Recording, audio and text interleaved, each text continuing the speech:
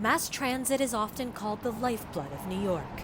Before the coronavirus pandemic, millions relied on it each day. Now, with the city reopened, the road to recovery could largely depend on people's comfort with riding public transit. Lily Jumian, like the majority of New Yorkers, is not rushing back into the office. When she does return, though, she says she won't be riding the subway there.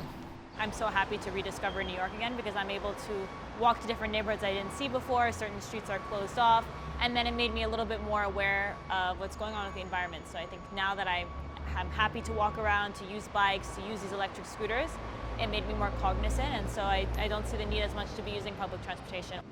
Since the outbreak hit, ridership has plummeted as people stay home or walk and take private cars to get around.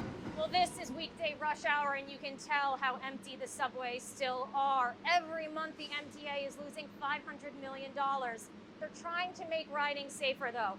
They have instituted cleaning overnight, social distancing stickers, and they're asking everyone to wear a mask. And I love it. I enjoy it. You don't have a lot of people. There's not a lot of people there, and everything, and you can sit and enjoy the ride without the problem, and they are faster. I haven't felt uncomfortable yet.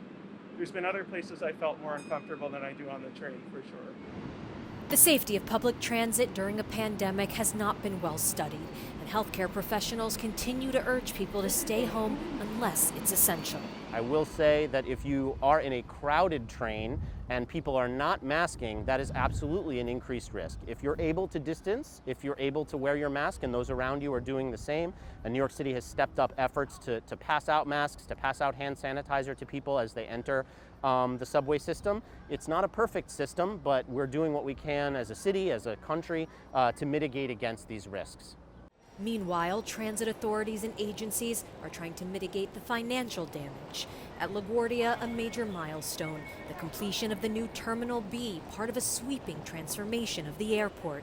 But officials fear unless the federal government steps in with aid to cover lost revenue, similar infrastructure projects will suffer. It's critically important. Not only has infrastructure in general been neglected really across the country and across the region, but we have the potential to contribute to a strong economic recovery. That's what we want to do.